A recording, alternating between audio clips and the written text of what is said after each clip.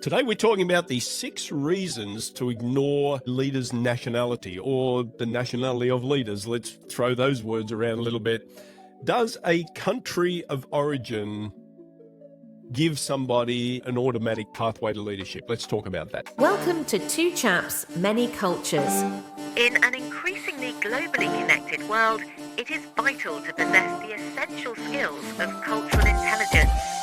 Listen along as we present the topics, tips and strategies you can use to develop the power of cultural understanding in your personal and professional life. Here are your hosts, Christian Huffeler and Brett Parry. Welcome back to Chaps Many Cultures, the show where too much culture is barely enough, and the show where we talk about how culture affects leadership styles and how maybe your cultural background plays a role in your ability to lead. Does it, Brett? I don't know. What do you think?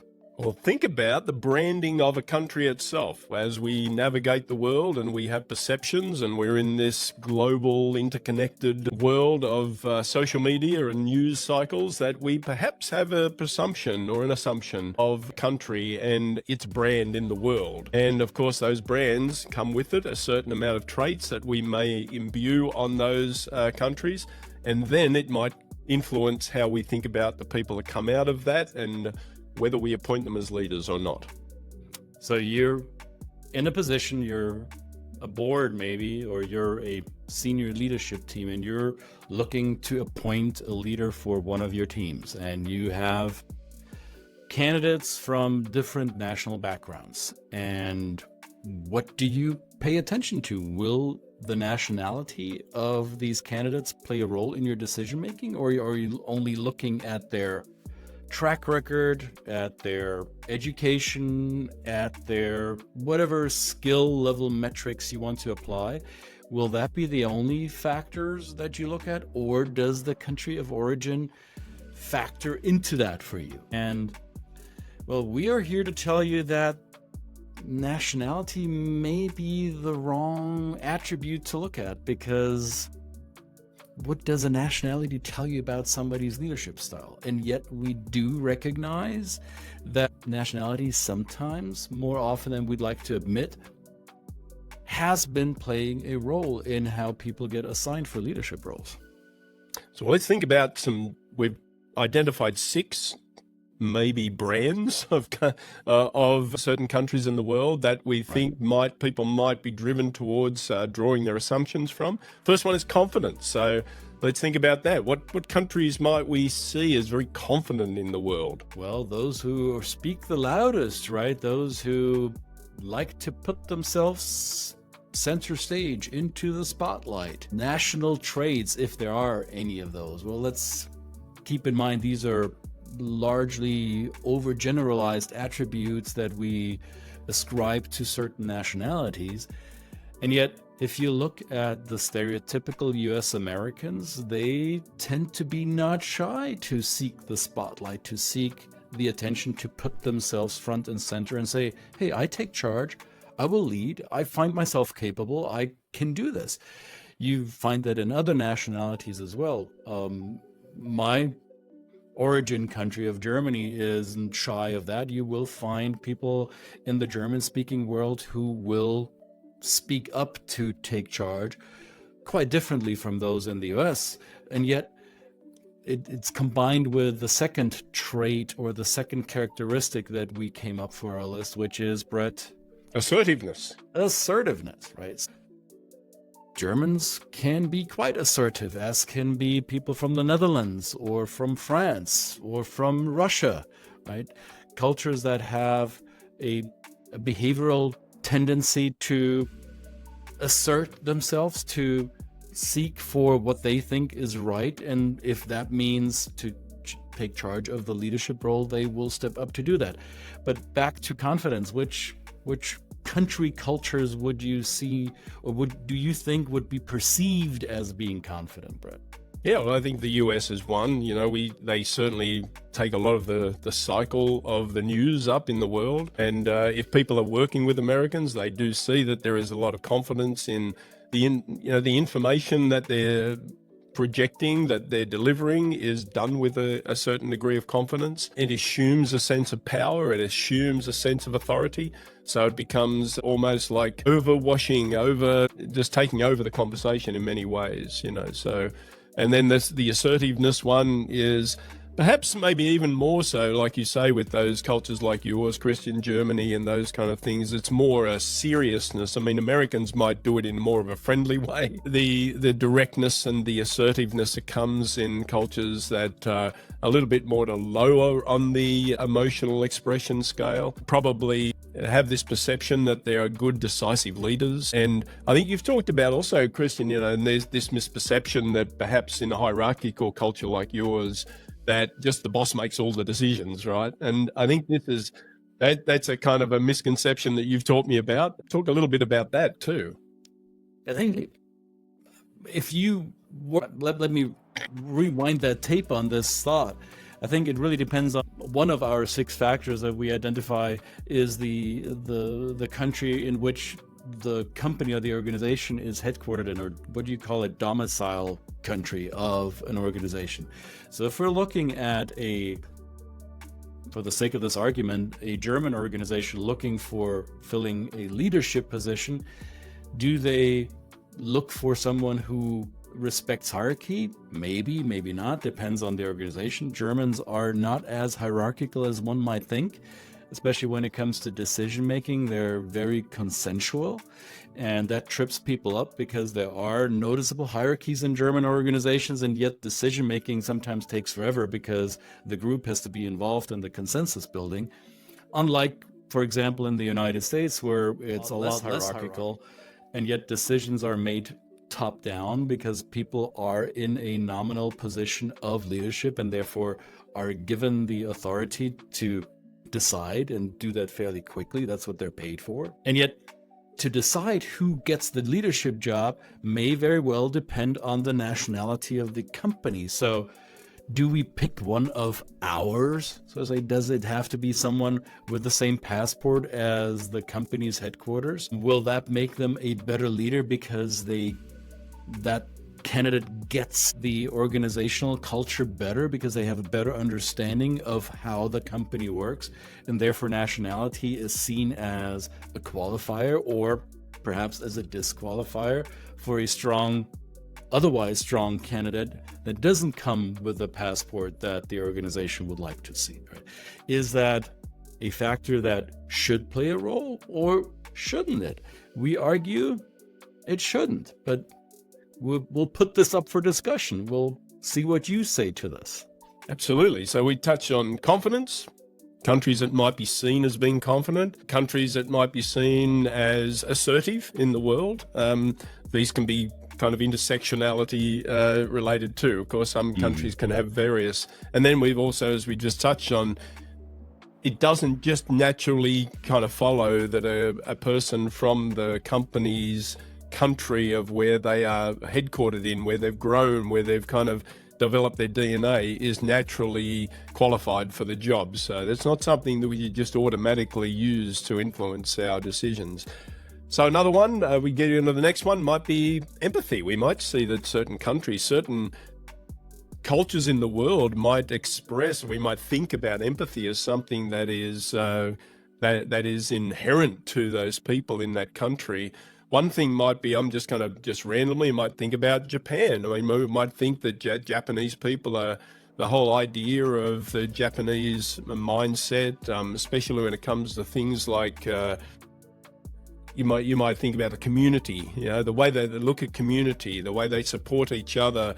Children are driven towards looking after their parents into old age and those kind of things. Yeah, Confucian principles throughout East Asia play a part in that empathy development, right? It's baked into the behavior of a whole society.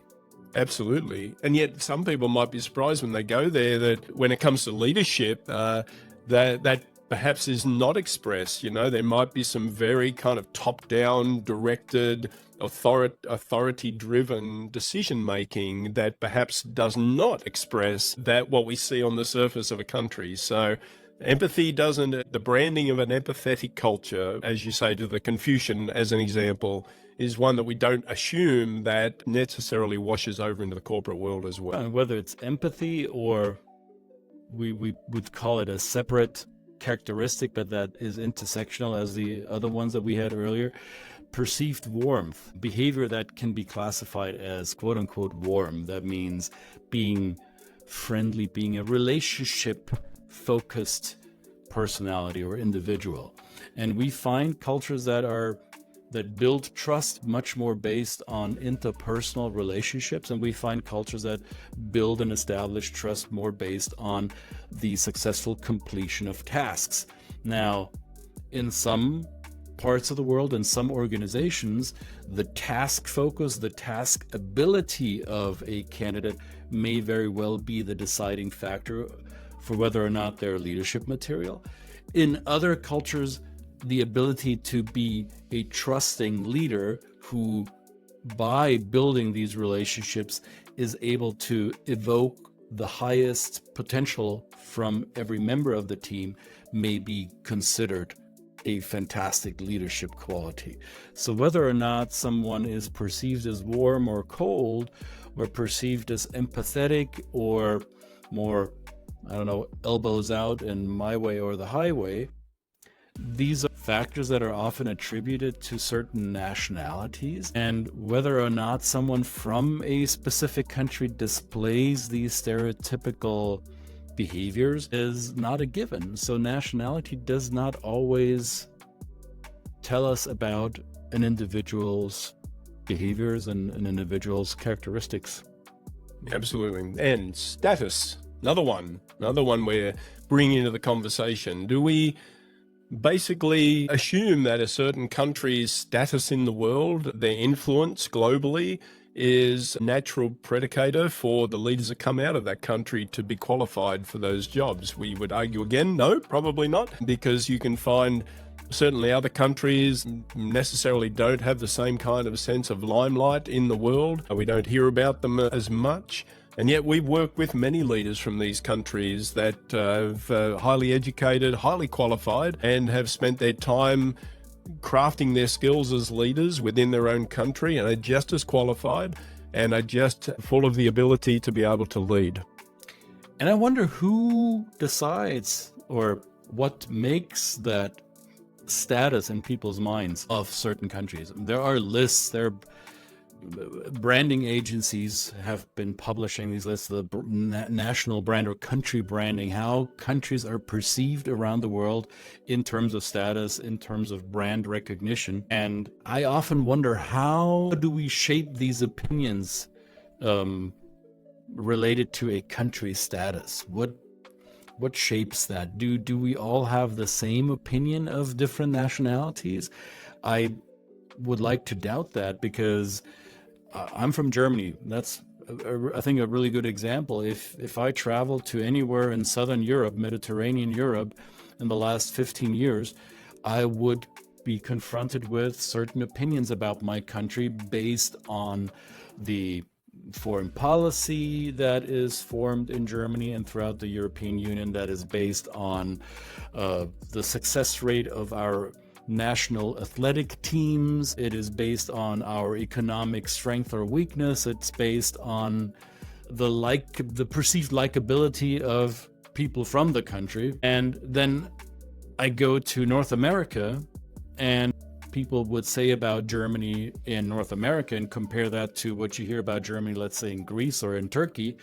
And these two brand images do not really align. They're simply different perceptions of a nationality. So how safe can you be in ascribing status to a specific nationality?